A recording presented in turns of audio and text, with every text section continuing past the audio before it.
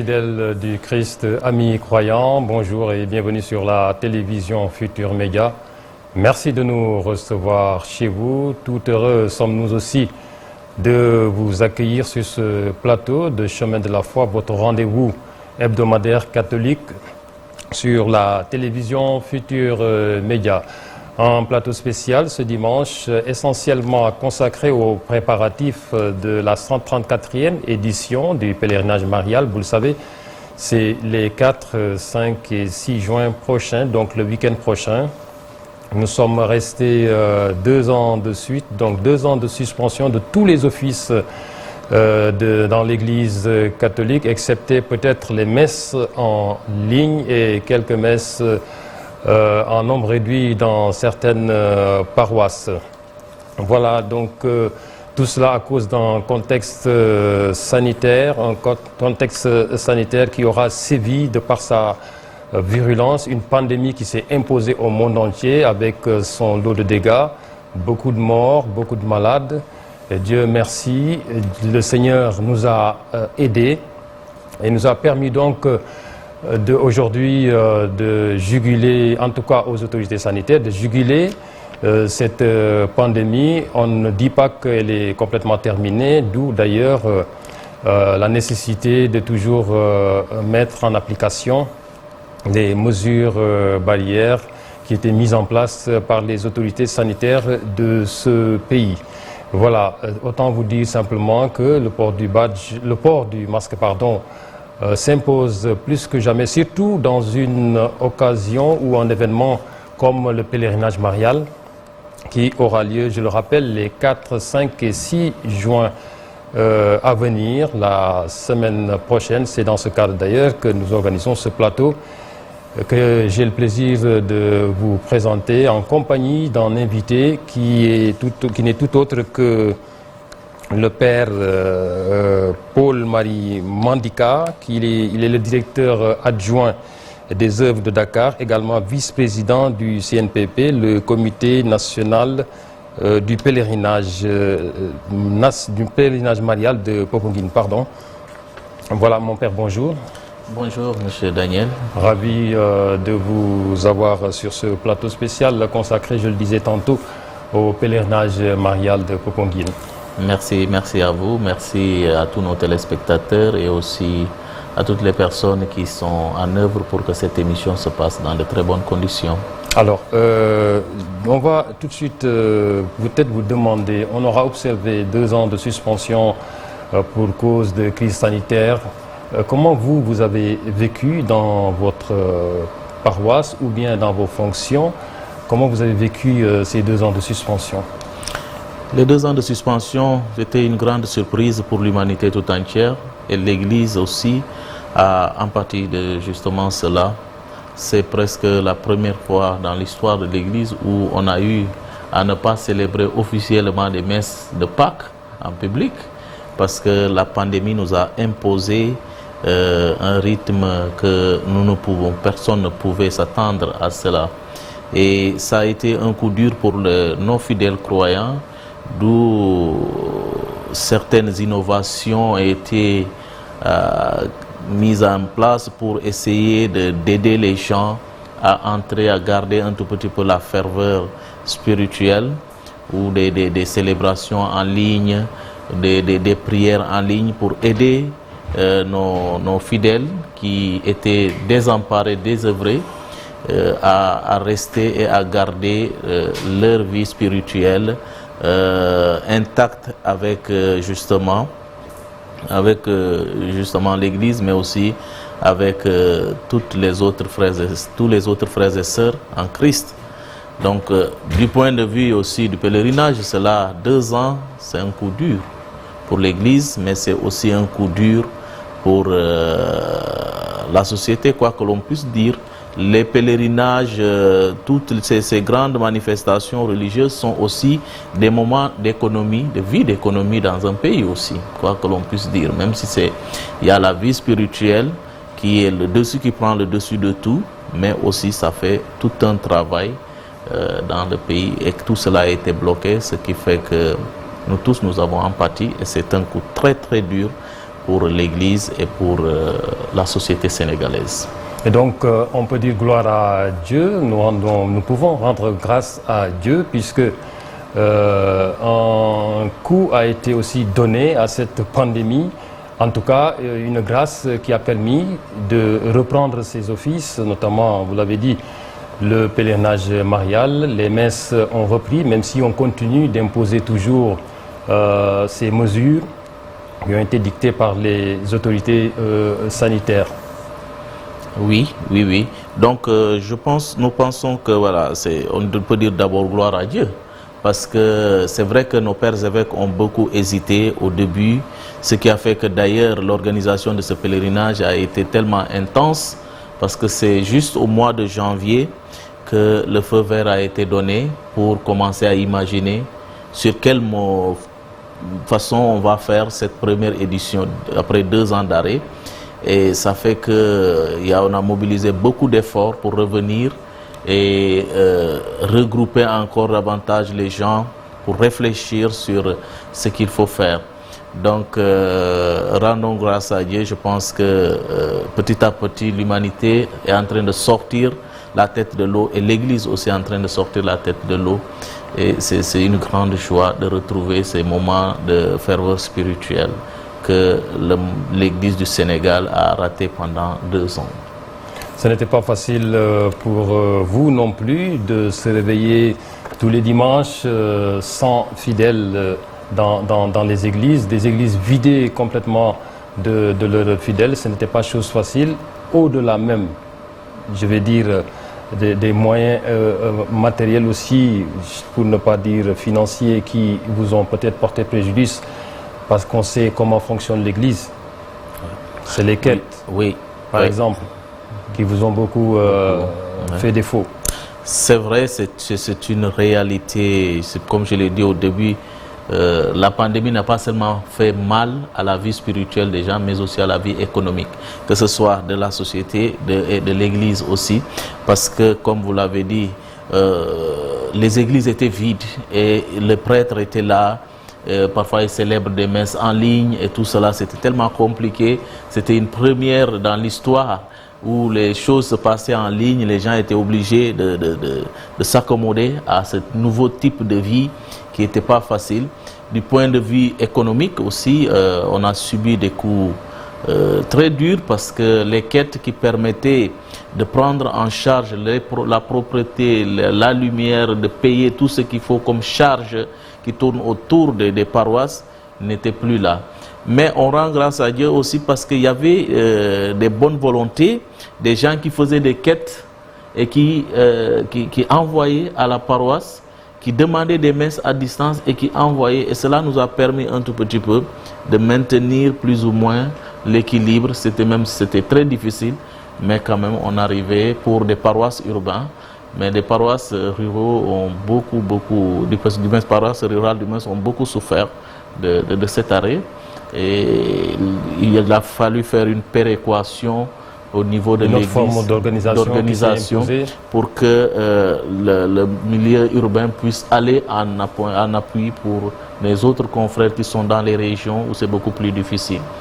Mais dans l'ensemble, on sort la tête petit à petit. On espère qu'il n'y aura pas encore d'autres confinements qui vont venir dans la suite. D'où la nécessité de respecter jusque-là, de suivre le protocole sanitaire pour peut-être sortir la tête haute enfin de cette difficulté.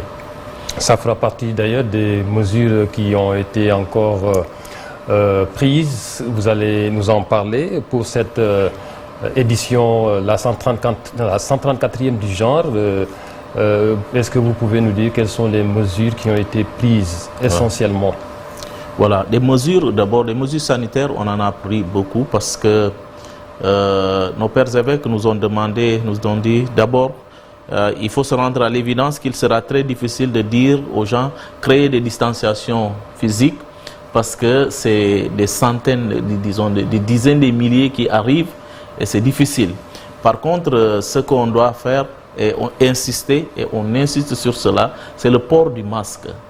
Le port du masque est obligatoire durant tout ce pèlerinage parce que Nous savons qu'avec le déplacement, la poussière et tous les microbes, les virus peuvent facilement être répandus. Donc on demande à tous les pèlerins de porter le masque obligatoirement et aussi d'avoir le gel hydroalcoolique dans leur poche, de temps en temps se désinfecter les mains, surtout quand on doit prendre quelque chose, on doit manger ou on a salué des gens, le temps juste, il faut avoir le gel hydroalcoolique de temps en temps pour se désinfecter.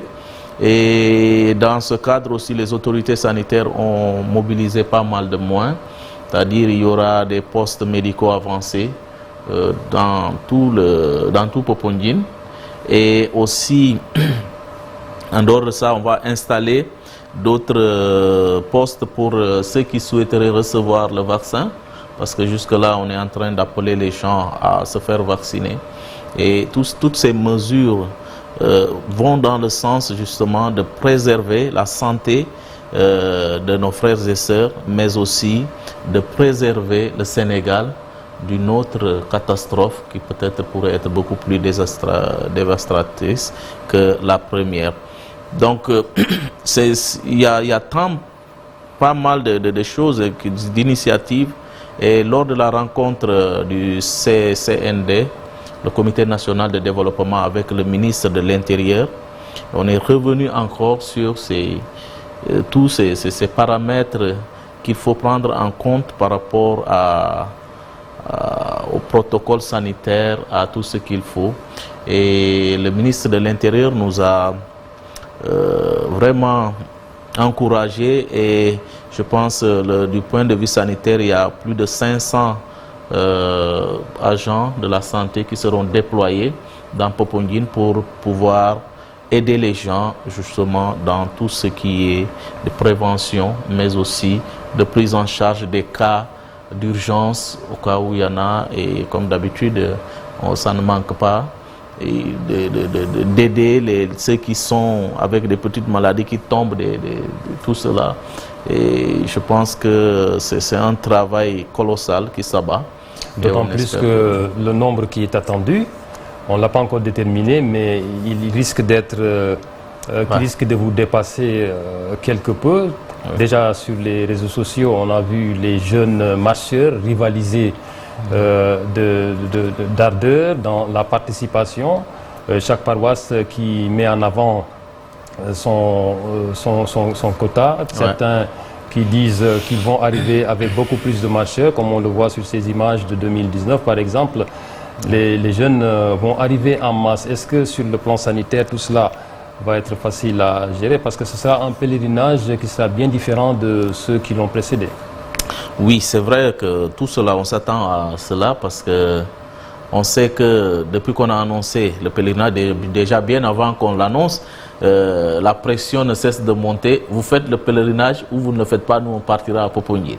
Parce que ça montre que les gens ont envie de reprendre, d'aller. Donc les marcheurs cette année, d'habitude on était dans les 15 000 au niveau national, 15-16 000, mais cette année des projections nous amènent déjà à 22 000 marcheurs. Vous voyez combien de fois ça monte.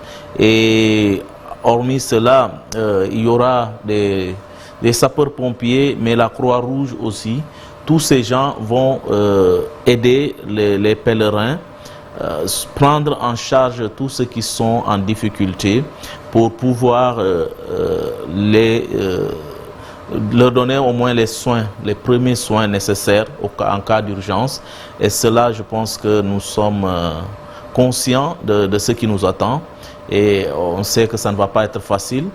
On demande aussi à nos fidèles chrétiens qui doivent venir de prendre les précautions nécessaires. Ceux qui ont des maladies et qui sont sûrs que c'est un peu compliqué pour eux, si à défaut de venir le dimanche, de faire le pèlerinage calmement et de rentrer, ils peuvent aussi rester à la maison. On priera pour eux. C'est mieux que de venir et de créer pas mal de problèmes aux gens. Mais bon, ce qui va être difficilement acceptable de certains, de pas mal d'entre eux d'ailleurs. Parmi ces mesures aussi, il y a l'interdiction de l'alcool dans le périmètre du sanctuaire marial. Oui, on insiste d'ailleurs sur ça. Et c'est malheureusement quelque chose qui, de plus en plus, commence à prendre de l'ampleur dans nos manifestations religieuses. La vente de l'alcool est formellement interdite et nous allons mettre tous les moyens pour traquer tous ceux qui vont s'aventurer dans ce commerce de vente d'alcool dans le périmètre du sanctuaire et même tout autour, aux alentours. Parce qu'avec la gendarmerie, déjà, on a mis tout un protocole pour veiller sur ces cas et essayer de traquer tous ceux qui vont amener l'alcool pour vendre, parce que ça dérange nos moments de prière, ça ne nous permet pas de nous concentrer et de nous recueillir, alors que le pèlerinage, c'est un moment de recueillement, un moment de spiritualité intense que nous devons vivre avec beaucoup de foi et de sérénité, au lieu d'avoir des cas de personnes peut-être qui viennent en pique-nique et qui, à cause de l'alcool, dérangent notre quiétude. Des touristes, entre autres. Des touristes, ouais. Donc tout cela, on veillera sur cela. Et bon, ça peut-être on ne réussira pas à 100%, mais on fera le maximum pour bloquer toutes les personnes qui sont mal intentionnées et qui amènent toutes sortes d'alcool pour un tout petit peu déranger le pèlerinage et la vie spirituelle des autres. Mais mon père, j'ai du mal à comprendre comment l'alcool peut s'introduire dans ces lieux de sanctification, le sanctuaire marial notamment, sans que les autorités ne s'en aperçoivent. Monsieur Diouf, vous savez, dans toute organisation, il y a des gens qui sont animés de bonne foi, d'autres sont là pour d'autres choses. Et c'est toujours compliqué, quoi que l'on puisse dire. Hein. C'est comme, vous voyez, dans la société, on lutte contre la drogue. Maintenant, on toujours des gens qui sont là, qui vendent de la drogue. Et c'est toujours comme ça. Donc, on est en train de parler, mais il y a des gens qui auront des sacs, mais on va fouiller les gens à l'entrée. Puisque le périmètre du sanctuaire est protégé par des grilles, il y a des entrées principales. Pendant ces entrées, les gendarmes sont là pour fouiller, pour regarder. Si on attrape quelque chose, la personne et son bagage sera acheminé directement. Donc dans l'enceinte. Dans l'enceinte, oui. Du sanctuaire. C'est sûr que là, on peut peut-être réussir. C'est formellement interdit dans l'enceinte seulement, ou alors non, dans tout Popenguine? Tout Popenguine, on souhaite de combattre cela. Maintenant, puisque le village est tellement grand, il peut toujours avoir des poches, des gens qui vont faire la fraude, qui vont continuer à vendre, mais qu'ils sachent que il y a des numéros pour alerter. Dès que quelqu'un voit, il alerte tout de suite, on envoie des forces de l'ordre pour intervenir. Donc il faudrait que les gens sachent que on va combattre ce phénomène avec la dernière énergie qui nous reste. Autre précision peut-être à faire, il était dit que les marcheurs, c'est une proposition qu'on leur faisait, une fois qu'ils arrivaient sur place, ils arrivent notamment le dimanche après-midi, après leur messe, après leur parcours, qu'ils pouvaient simplement retourner chez eux, c'est-à-dire rentrer. Ce qui est très très difficile à imaginer, en tout cas difficile à accepter de ces marcheurs, quand on sait qu'ils ne s'imaginent pas un seul instant rater une seule étape de ce pèlerinage. C'est quand même chose... Est-ce que vous pouvez nous dire clairement, est-ce que cette mesure reste une proposition, donc qui n'est pas imposée aux marcheurs, ou alors c'est vraiment... c'est encore d'actualité? Au fait, c'est pas imposé. C'était des propositions lors d'une des réunions, je me rappelle, à Popenguine, avec le COPIL, où on avait invité tous les marcheurs d'ailleurs, les responsables, pour voir comment permettre à l'ensemble des fidèles qui viennent de faire calmement le pèlerinage en ayant de l'espace pour s'asseoir et tout cela. Alors, quelqu'un avait fait la proposition en disant non, on demande aux marcheurs, puisqu'il y a la messe des marcheurs la nuit, le soir, juste après cette messe, que tous les marcheurs rentrent. Ce qu'on avait jugé pratiquement impossible, parce qu'il faut savoir aussi se rendre à l'évidence quand on organise.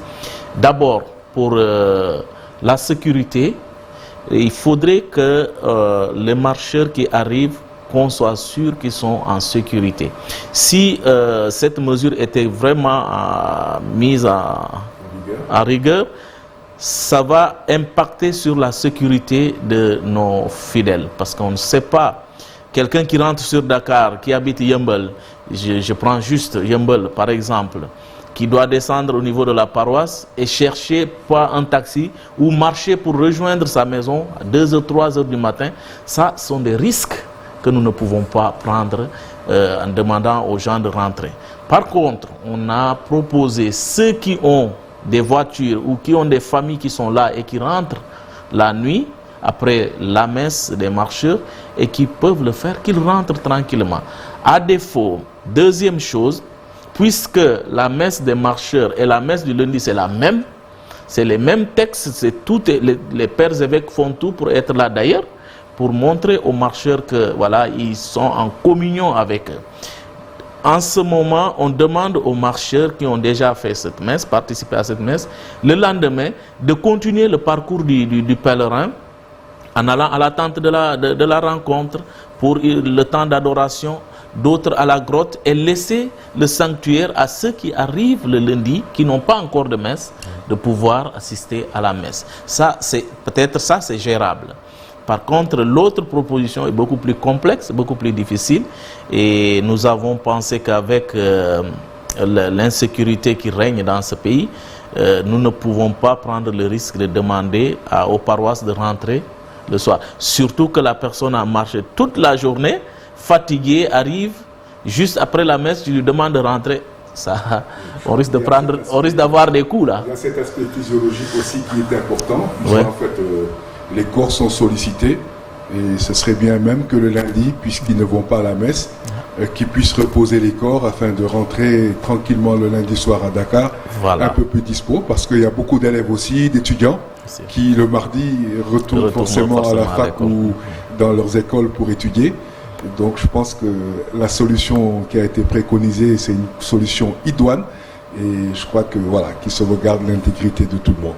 Voilà, là je précise que c'est Michel Dienne qui vient de nous rejoindre. Il fait partie aussi de nos invités, ceux qui étaient prévus pour partager ce plateau avec nous. Michel qui est notre consultant en religion sur la télévision Futur Média, que vous connaissez bien pour l'avoir vu animer des plateaux religion lors des grands événements, comme tout récemment à l'Assomption, si je ne me trompe, de l'année dernière. Voilà, en parlant d'insécurité d'ailleurs, ça peut surtout concerner ceux qu'on peut qualifier de marcheurs indépendants, ceux qui ne viennent pas forcément avec les paroissiens, ceux qui ne viennent pas en paroisse en tout cas, parce que les différents marcheurs, pour la plupart, viennent ou bien sont partis d'une paroisse, mais à côté de ceux-là, il y a ceux qu'on peut qualifier de marcheurs isolés ou indépendants. Ouais. Ceux-là, quand ils rentrent, ils font de l'autostop, donc on ne peut pas leur dire ou demander aussitôt après le parcours du pèlerin de reprendre la route et rentrer. Comme vous venez de le dire, c'est risqué. Oui, c'est vrai, de plus en plus d'ailleurs on a des marcheurs indépendants, des gens qui se disent je ne vais pas m'inscrire dans une paroisse parce que voilà, pour une paroisse il y a des règles, il y a des choses à suivre. Je suis libre, je dois partir de moi-même. Et c'est la démarche de foi qui compte et je vais le faire. Et donc tous ces marcheurs, bon, on lance l'appel toujours, on les invite justement pour des questions d'organisation, de pouvoir rejoindre les paroisses, puisqu'ils sont tous issus des paroisses. Je ne sais pas de quelle paroisse ils sont. Si tu ne te sens pas peut-être à l'aise dans ta paroisse, il y a d'autres paroisses, tu peux t'inscrire pour pouvoir faire cette démarche de foi. Maintenant, on ne peut pas gérer tout le monde, mais ce qui est sûr et certain, ils viennent et parfois la rentrée est beaucoup plus complexe pour ces gens-là. Donc, si dans des cas pareils, ça arrive, on demande toujours aux gens peut-être de se regrouper en petits groupes pour pouvoir avoir facilement des cars. Parce que des autostops, ce n'est plus sûr. On ne peut pas se le permettre. Par les temps qui et avec tout ce qu'il y a dans le monde aujourd'hui, il faudrait que les gens prennent leurs responsabilités. Quand tu décides de le faire, dis-toi que voilà, il y a des conséquences qui peuvent découler de ton acte. Et on ne souhaite pas que ça arrive. C'est pourquoi on invite nos jeunes à peut-être procéder, aller dans des paroisses, à s'inscrire pour pouvoir marcher avec l'ensemble. D'autant plus que ils viennent parfois, d'autres viennent bien avant, hein, et ils ne respectent jamais le protocole même du marcheur, de la marche. Quand les autres font des stops, pauses, eux, ils continuent à marcher et ça dérange un tout petit peu l'organisation. Ce n'est pas bien. Nous invitons, l'église est toujours ordonnée, il faudrait que les gens tentent toujours d'entrer dans l'ordre. Bon, il y a toujours des récalcitrants, bon, on fera avec, mais bon, on appelle à la vigilance et à la responsabilité de tout un chacun. Alors, très rapidement, avant d'en venir au volet religieux, notamment au thème qui a été retenu cette année, et à ce parcours du marcheur dont vous avez parlé tout à l'heure, j'aimerais qu'on rappelle ici les différents foyers de marche, parce qu'il y a des foyers de marche. Oui. Quels sont-ils? Il y a au moins 3 foyers de marche, mais les 3 foyers de marche, nous avons le foyer de Dakar qui est beaucoup plus important, c'est qui quitte les Caps des Biches. Ils quittent, cette année, ils vont partir à 5h30 des Caps des Biches pour rejoindre, parce que de là, il y a les 5 doyennés de la ville qui sont dans Dakar, qui quittent normalement les Caps des Biches. Et il y a le foyer de Thiès, qui regroupe Thiès et Saint-Louis. Les 2 diocèses, Saint-Louis vient se joindre à Thiès et ils partent de Thiès pour venir. Il y a le foyer de la Petite Côte qui regroupe Sine, Petite Côte ensemble, d'autre part, et le diocèse de Tamba, Kolda, Kaolack ensemble aussi, mais ils partent du même point, même si c'est 2 groupes un peu différents, mais ils partent du même point. Donc il y a ces 3 sites, ces 3 lieux. Et donc on demande la sécurité et de tous côtés, que ce soit sur l'axe de Thiès. Et je profite d'ailleurs pour souligner ce point que le directeur des œuvres de Thiès a soulevé l'autre jour par rapport à la sécurité des marcheurs, vu les camions qui passent qui empruntent l'axe de Sindia pour passer, je ne sais pas, prendre la pierre, je ne sais pas d'où là, et c'est très grave, ça peut, il peut y avoir des accidents facilement. Sindia et Thiès, en fait, c'est une zone où il y a beaucoup de minerais, en fait, il y a beaucoup de mines. Et là, on demande aux autorités de prendre les dispositions qu'il faut pour permettre au moins aux marcheurs de passer très calmement, et après la circulation peut reprendre. On s'attend à une pléthore de marcheurs qui vont arriver d'un peu partout de ce pays, mais également ceux qui arrivent de la sous-région qui vont venir peut-être participer à la marche avec ceux de Dakar. En termes d'hébergement, est-ce que tout est en place, tout est bien disposé pour accueillir cette pléthore de marcheurs? Oui, de plus en plus, nous avons par exemple les pèlerins de la Gambie qui marchent, qui viennent à partir de la Petite Côte et qui marchent pour venir. Bon, ceux qui viennent du Mali, de la Mauritanie et de la Guinée sont d'habitude tellement fatigués, la distance, ils viennent directement en bus jusqu'à Poponguine. L'accueil, le comité chargé d'accueil et hébergement donne priorité à nos pèlerins de la sous-région pour les loger dans de bonnes conditions. Parce que nous savons que quitter le Mali, surtout que cette année la frontière est fermée, ils sont en train d'étudier d'autres possibilités pour voir comment venir. Ce qui n'est pas encore très clair, soit passer par la Mauritanie, ça sera presque presque 2000 km à faire, et c'est pas évident. Ceux qui viennent de la Mauritanie, ceux qui viennent de la Guinée, dès qu'ils arrivent, on a déjà des sites pour les accueillir, et tout cela est prévu par le comité chargé de l'accueil et de l'hébergement géré par notre frère Martin, qui fait bien ce travail-là. Et le site qui va accueillir l'hébergement des marcheurs, c'est le site qu'on a toujours connu ou alors c'est le nouveau site? Non, bon, il y a 2 ans, bon, je n'étais pas là, mais il y avait 2 ans, on les avait accueillis un peu plus, beaucoup plus haut, c'était beaucoup plus loin, et ça, c'était difficile. Pénible, oui. C'était pénible. Alors cette année, quand on a réfléchi, après avoir fait des visites, on a demandé à EIFA, je pense, disons, la société qui est en train de construire le sanctuaire, puisqu'il y a encore de l'espace vide, de bloquer un tout petit peu là où il y a des travaux, et on accueille dans l'ancien site les marcheurs. On va les héberger là parce que de l'autre côté c'est beaucoup plus pénible, même les voitures de vidange qui doivent monter pour aller n'arrivent pas à aller jusque là. Alors on a ramené un peu tout proche du sanctuaire en étudiant vraiment dans des perspectives, quel lieu peut accueillir les marcheurs. Nous pensons juste derrière l'hôtel, là où reste pendant les messes, l'abri du pèlerin. Il y a une falaise là, juste on peut peut-être raser, remblayer, et ça deviendra définitivement le village des marcheurs et qui pourra accueillir, d'autant plus qu'il y a des collines. Même s'ils sont en bas là, ils crient là-bas, on n'entendra pas de l'autre côté.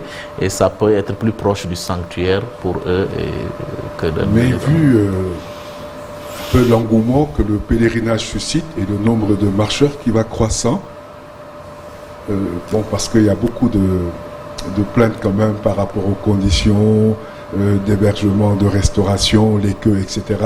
Bon, c'est ce que disent beaucoup de marcheurs dans les réseaux sociaux. Bon, c'est vrai qu'on n'est pas à l'hôtel et que c'est une démarche de foi.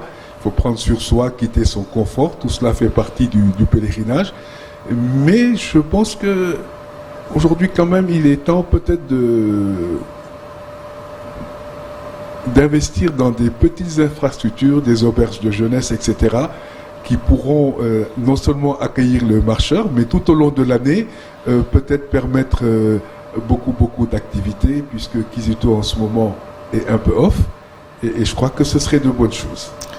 Oui, vous savez, Popongine, quand on réfléchissait justement sur le sanctuaire, le périmètre du sanctuaire, c'était avec des statistiques d'il y a de cela, parce qu'il ne faut pas oublier que le pèlerinage a commencé en 1888, ça fait déjà des années.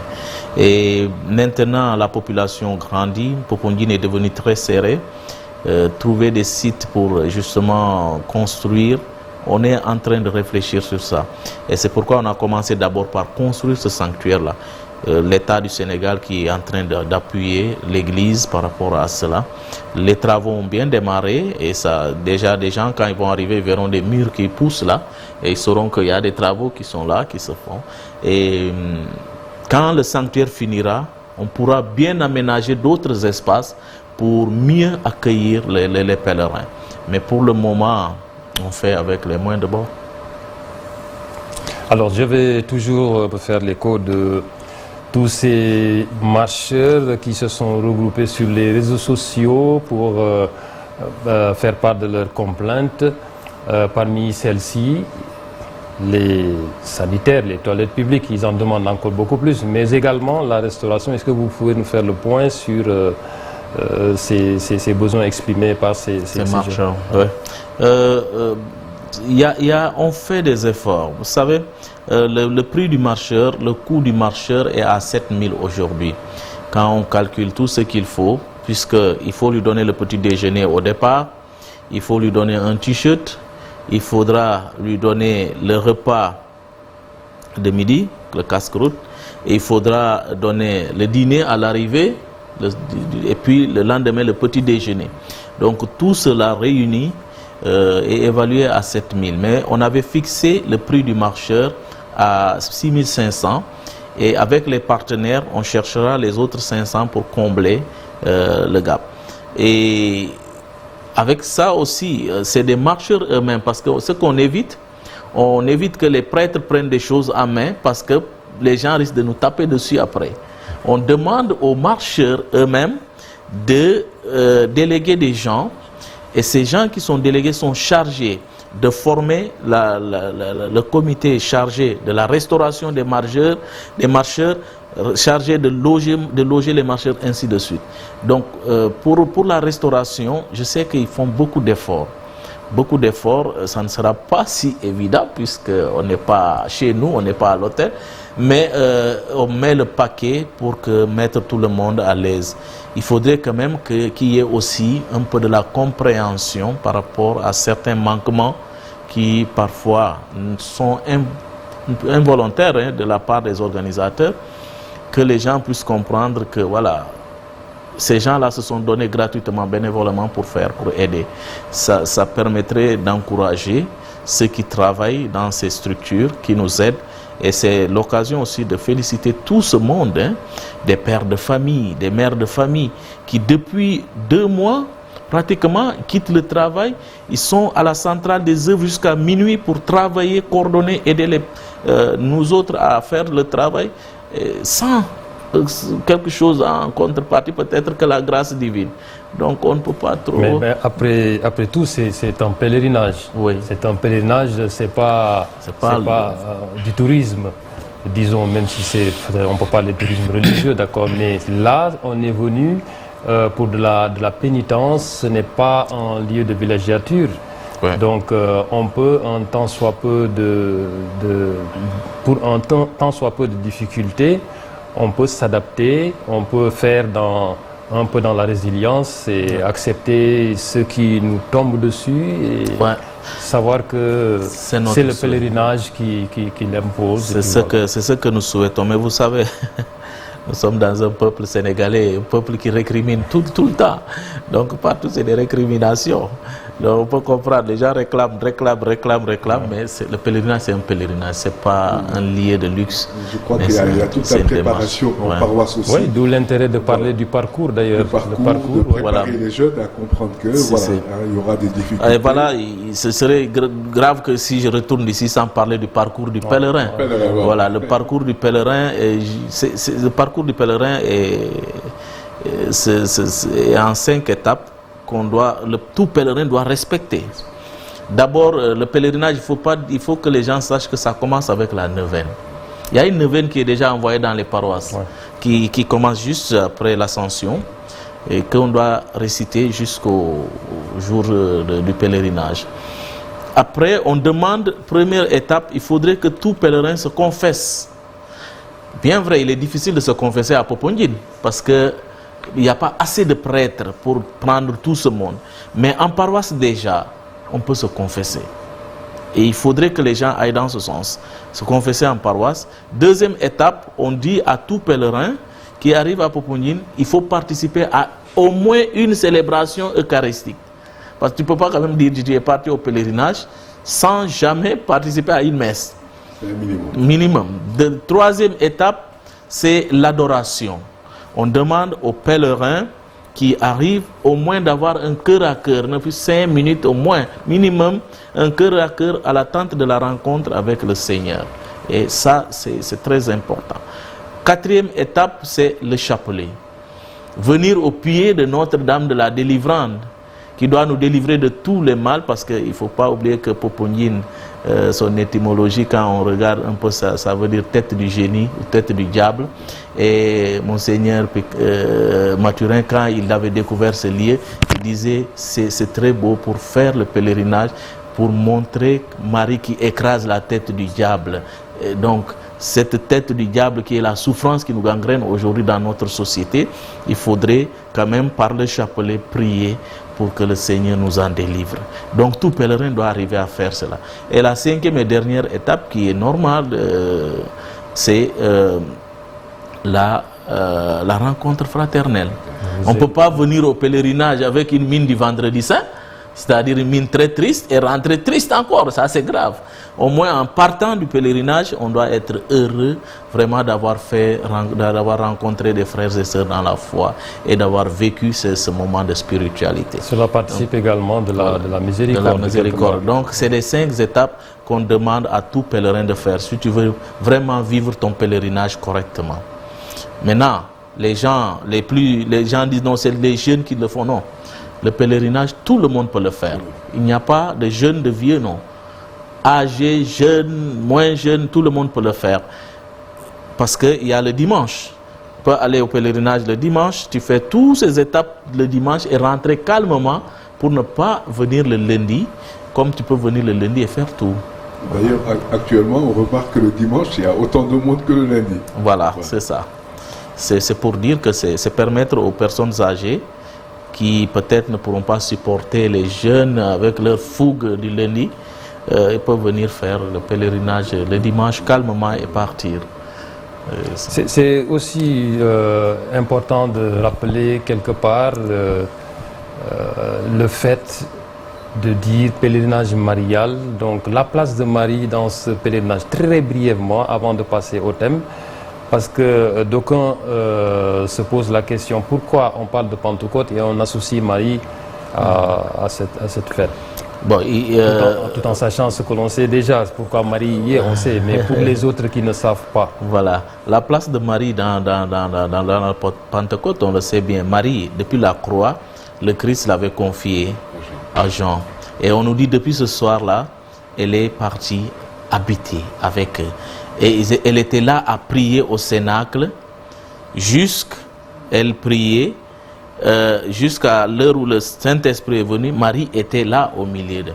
Mais aussi, il faut se rappeler que le pèlerinage ne se passe pas en tant que tel, c'est le lundi après Pentecôte.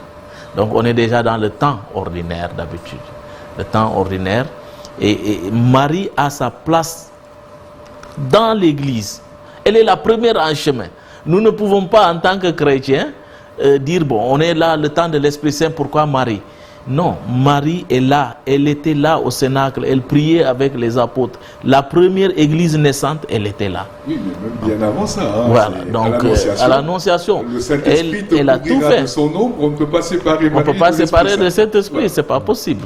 Donc il faudrait que les gens reviennent à la raison parce qu'on voit de plus en plus ces spiritualités qui tentent à écarter la Vierge Marie. Comme dit notre cher évêque, Marie est notre mère. Nous ne l'adorons pas, mais nous la vénérons comme notre mère, parce qu'elle est la mère du Sauveur, qui nous dit que nous sommes ses frères. Et par des frères, nous sommes devenus des fils. Donc c'est très important. Alors donc voilà qui est une bonne transition pour en venir au thème de cette année. Je le rappelle, c'est l'amour familial, vocation et chemin de sainteté.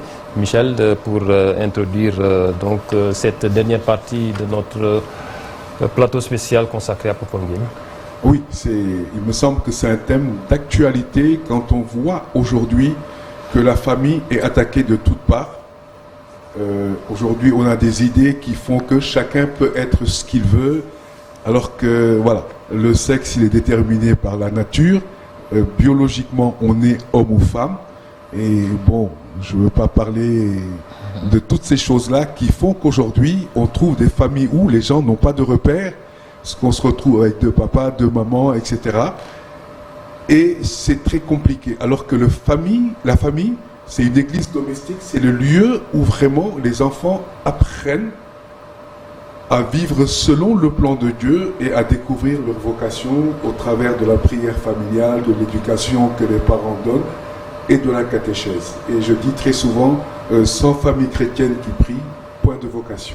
Donc c'est aussi un lieu de réalisation, un lieu d'épanouissement. Et choisir ce thème pour cette édition du pèlerinage marial, est-ce à dire que la famille va mal, par exemple? Oui, merci beaucoup parce que quelqu'un m'a posé cette question récemment en me disant mais on va au sanctuaire, vous nous parlez de la famille. Pourquoi on n'a pas mis Marie dedans? J'ai dit mais Marie avait une famille. D'ailleurs on appelle la Sainte Famille de Nazareth. Donc de deux, il faut camper le thème dans l'actualité de l'Église.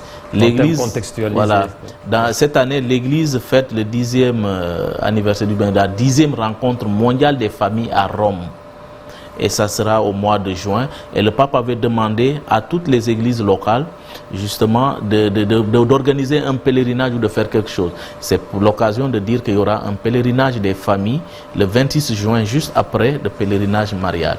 Alors, l'autre partie, c'est que nos chers pères évêques ont remarqué aussi que la famille sénégalaise est en train de partir en lambeaux. Il faudrait quand même que les gens réfléchissent un tout petit peu sur la famille. Tout à l'heure, M. Diène disait que voilà, on vit de plus en plus, on a des enfants monoparentaux. Tellement que l'éducation de base commence à rater. Et moi, je réfléchis, je dis, mais dans quelques années, nous aurons quel type d'enfants dans la société? Tout en sachant que le rôle de paternité, de maternité n'est pas complètement bien assumé. Et la famille qui doit constituer cette base, ce socle qui donne le souffle à la société est en péril.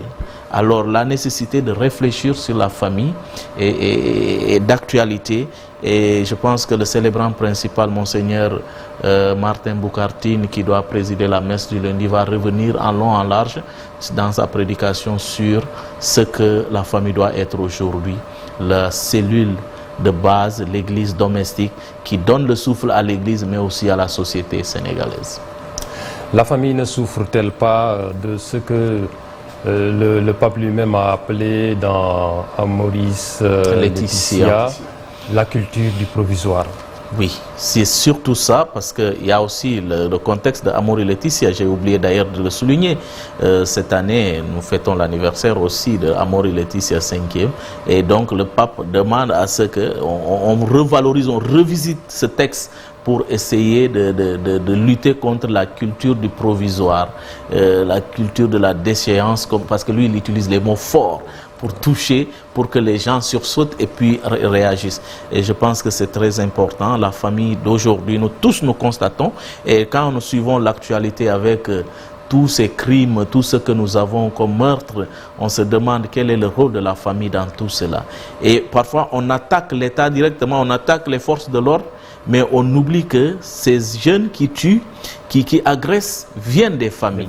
Il va falloir réfléchir d'abord sur la cellule familiale et travailler en profondeur pour redonner le souffle à la famille et sa place réelle et véritable au sein de la société, si nous voulons que notre société aille de mieux en mieux. D'ailleurs, la plupart des enquêtes montrent que, en fait, tous les marginaux, les agresseurs qui tuent, sont souvent des gens qui n'ont pas vécu dans un cocon familial, qui ne se sont pas épanouis, ou voilà, qui n'ont pas eu des parents qui les ont éduqués.